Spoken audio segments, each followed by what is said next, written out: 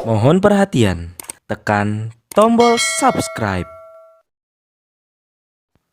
Terima kasih atas perhatiannya.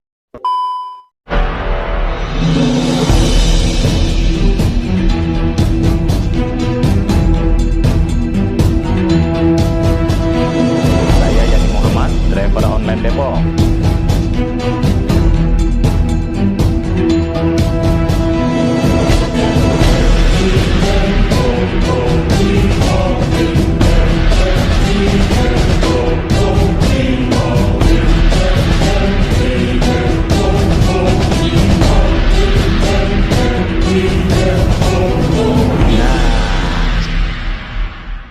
Bismillahirrahmanirrahim.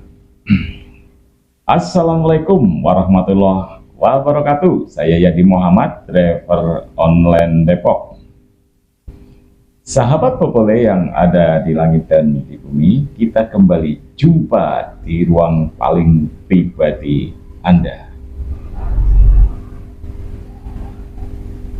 Kali ini saya akan membahas soal hiruk pikuk, dukung-mendukung, demo-mendemo, dan akhirnya kita juga harus legowo.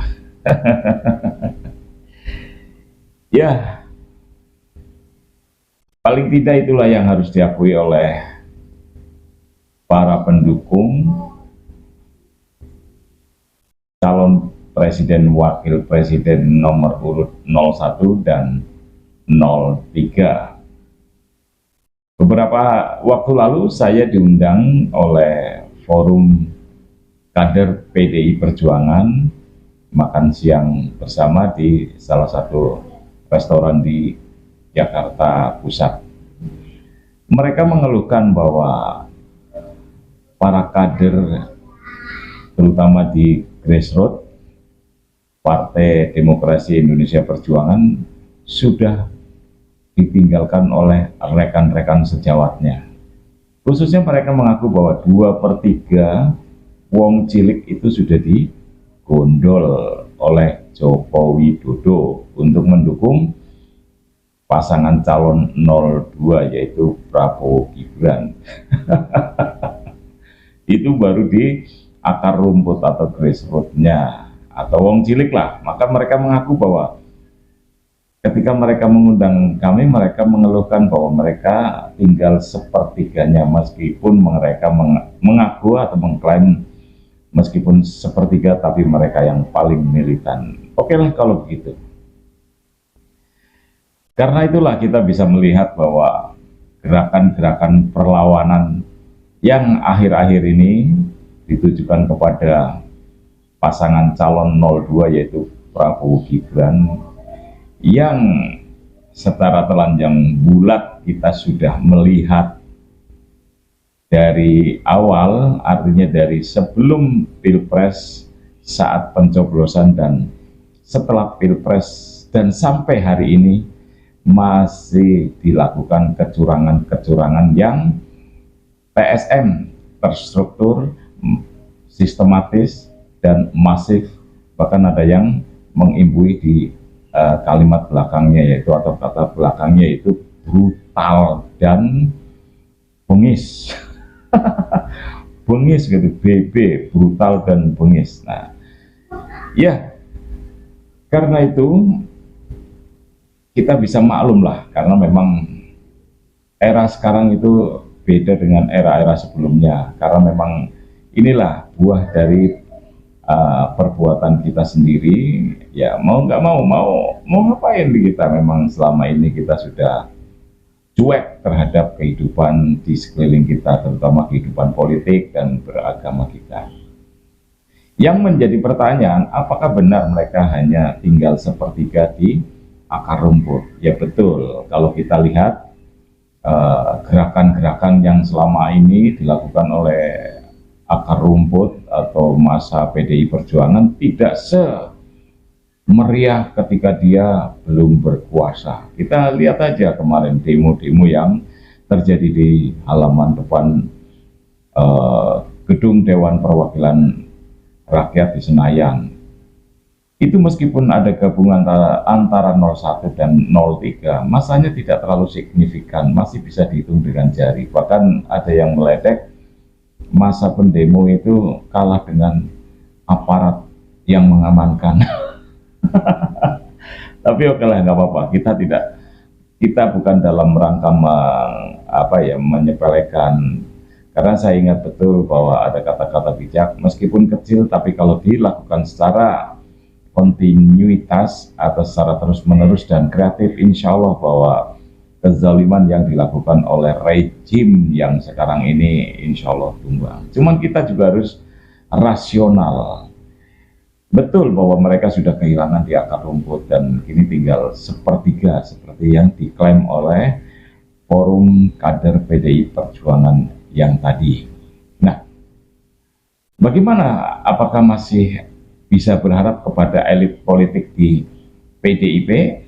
Ya, kalau kita berkaca kemarin bahwa saat ada sidang paripurna di DPR RI, Ketua DPR RI yang notabene adalah salah satu pengurus atau fungsionaris dari PDI Perjuangan, Puan Maharani malah melancong ke Perancis alias meninggalkan sidang, meskipun bahwa Megawati atau ibu kandung dari Puan Maharani kabarnya marah. Nah, kalau marah nggak sebatas itu, kalau misalkan marah kerahkan dong, atau marah dong dengan kondisi yang terjadi sekarang di akar rumput, itu tinggal sepertiga, kerahkan, artinya berbuatlah sesuatu sehingga bisa memberi rasa aman atau harapan bagi rakyat atau wong cilik yang dulu itu dirangkul untuk berjuang bersama untuk mencapai kekuasaan dari tahun 2014 hingga kini, meskipun akhirnya mereka mengaku dikhianati oleh Joko Widodo. Ya gerakanlah, jangan cuman berorasi, bernarasi bahwa Megawati mendukung hak angket, tapi ini ada buntutnya, tapi tidak diharapkan tidak berujung kepada pemakzulan. Ya wislah sakarepmu wae. Jadi terus kemudian yang menjadi pertanyaan juga, ini 01 kan kalau dari sebelum Pilpres, jauh-jauh sebelum Pilpres itu kan gironya tinggi sekali. Giro untuk melakukan perubahan itu sangat tinggi sekali, dan kita tahu bahwa tahun Pilpres tahun 2024 kita sepakat bahwa simbol dari perlawanan kita terbentuk pada diri Anies Rashid Baswedan. Nah, ini terbukti ketika kampanye terakhir tanggal 10 Februari 2024 lalu di JIS itu, masanya itu membludak dan tidak tertampung hingga luber kemana-mana. Tapi ketika diajak demo, yang luber justru di halaman-halaman medsos. Kemana mereka yang sangat antusias mendukung perubahan, terutama waktu klimaks di JIS? Ini kita bisa lihat masa demo yang ada di gedung DPR terakhir kemarin tanggal 8 itu, masa aksi 01 itu boleh dibilang minim. Mungkin sampai saat ini masih masih tertumpuk atau masih menumpuk di tempat-tempat tertentu, di kantong-kantong tertentu yang belum dikeluarkan, sehingga ketika terjadi demo itu masih disimpan. Nah, sampai kapan ini masa ini disimpan? Nah, sebaiknya meskipun ada yang mengatakan ini hanya sebatas pemanasan, tapi pemanasan oke lah. Kalau pemanasan ibarat mendorong mobil mogok, itu mobilnya kategorinya bensin, begitu hidup langsung menyala, langsung bisa akselerasi kecepatannya bisa langsung 500 km per jam. Tapi ini mobil mogok, ini saya duga ini mobil mogok bermesin diesel. wis dorongnya susah, kemudian ketika hidup butuh pemanasan yang lebih lama, jadi akselerasinya agak terlambat. Nah, kemudian pun untuk lari kencang itu butuh waktu, itu. Jadi istilahnya kita memang boleh digambarkan saat ini rakyat yang merasa dirugikan oleh orang-orang yang masih mendukung status quo itu ibarat mendorong mobil diesel mogok. Sabar yo. Yang menjadi pertanyaan juga bahwa apakah yakin di elit-elit 01 tadi mereka tidak masuk angin, atau mereka juga bebas kepentingan? Nah, sama seperti halnya elit-elit di 03, apakah mereka tidak masuk angin atau tidak punya kepentingan ini dan itu, mengincar posisi ini, mengincar jabatan itu, sehingga mereka akhirnya saling menunggu nih.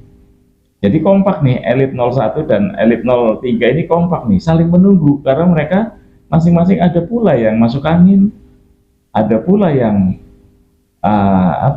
mengincar jabatan tertentu. Nanti kalau si Ono yang menang, kita kan nggak perlu repot-repot. Karena itu mereka menunggu. Nah, sampai kapan ini menunggu ya? Ya mbak, ya mbok, yao gitu loh. Kalau memang niatnya mau perubahan, ya perubahan, istiqomah. Ya kita kan lihat betapa militansinya mereka dan betapa konsistensinya mereka dalam mendukung kecurangan, kebiadaban, kezaliman, dan segala macam yang kita tuduhkan serba negatif. Tapi mereka konsisten dalam berbuat dosa itu, ya monggo. Dan kita juga sebaiknya istiqomah dalam melakukan perubahan. Mosok iyo kita ikhlas dipimpin oleh orang-orang yang selama ini memuja kezaliman. Ya, itulah mungkin barangkali gambaran di akar rumput dan di akar di elit politik masing-masing pasangan 01 maupun 03. Nah, saya juga masih mempertanyakan, apakah iya para penggerak, aktivis perubahan, ataupun aktivis demokrasi dan penggerak demokrasi juga tidak masuk angin atau tidak memiliki kepentingan, sehingga mereka masih menunggu untuk melepas masa untuk demo besar-besaran. Lah wong seperti tadi udah dibilang, kecurangan itu sudah dibangun sejak awal, saat, dan setelahnya secara telanjang bulat. Mau nunggu apa lagi? Apa iya kita selalu menunggu peristiwa yang sangat menyakitkan baru kita bergerak, tapi saat peristiwa itu terjadi kita sudah tidak bergerak? Ya apa ya? Susah kalau memang pola pikirnya seperti ini, susah. Ya, hemat saya kalau memang modelnya seperti ini terus dari tahun 2000, khususnya 2014 sampai sekarang, model pilpres seperti ini, ya percuma buang-buang duit hingga puluhan triliun, hasilnya juga wes orang genah, ya kan? Apa kita hanya puas? Apakah kita sudah merasa puas ketika ada satu masalah kita jogetin, ada masalah ini kita jogetin, harga sembako naik kita jogetin, harga listrik naik kita jogetin, yang satu pelangak-pelongok atau pelangak-pelongok kita puas, ya monggo, nggak apa-apa. Kalau menurut saya, daripada buang-buang puluhan triliun hanya menghasilkan pemimpin yang memang dianggap tidak waras dan tidak mau menggunakan akal sehat, Ya mendingan nggak usah ada pilpres, bubarin aja itu KPU, bubarin aja itu Bawaslu, bubarin aja itu MK, bubarin aja itu DKPP. Wis bentuk satu lembaga arisan, namanya arisan presiden dan wakil presiden. Ya, kita kocok 5 tahun sekali. Udah gampang. Buktinya seperti itu toh. Tahun 2014, 2019 giliran Joko Widodo. Yang sekarang giliran Prabowo Subianto. 10 tahun sanggup nggak Prabowo Subianto? Nanti kalau misalkan nggak sanggup, kita bentuk arisan darurat. Ya, siapa yang giliran berikutnya, misalkan memang jadwalnya 10 tahun sekali atau 2 periode setelah Joko Widodo tadi Prabowo Subianto. Setelah Prabowo Subianto siapa lagi? Nah, ketika terjadi sesuatu yang membuat kepemimpinan Prabowo Subianto tidak sampai pada waktunya, ini kan bisa langsung diisi oleh giliran berikutnya. Begitupun yang terjadi di legislatif. Wes arisan baik, arisan kocok partai itu, partai-partai itu sepakat, kamu siapa berapa persen, siapa aja yang bakal duduk di Senayan, di tingkat provinsi, kabupaten atau kota, ya kan? Udah isi masing-masing, ketuanya siapa, wakilnya siapa, arisan aja arisan. Nah, untuk biar terlihat oleh dunia luar bahwa Republik Indonesia masih menganut paham demokratis, ya itu tadi, kasih satu partai yang oposisi, tapi bohong-bohongan aja. Oposisinya oposisian. Wes gitu aja ya. Mungkin itu aja dari saya, Yadi Muhammad. Wabillahi taufik wal hidayah. Wassalamualaikum warahmatullahi wabarakatuh.